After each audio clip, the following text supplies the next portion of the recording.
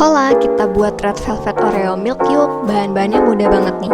Kalian hanya perlu es batu, susu cair plain, Oreo rasa red velvet. Kalian tumbuk dulu Oreo red velvetnya. Penumbuknya dilapisin sama plastik ya, biar gak kena langsung sama si penumbuknya.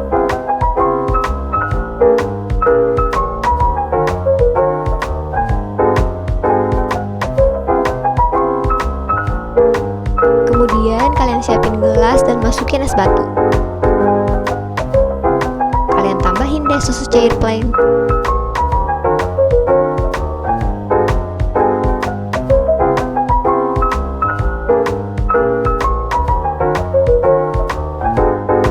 Terakhir kalian taburin sama red velvet Oreo yang udah ditumbuk.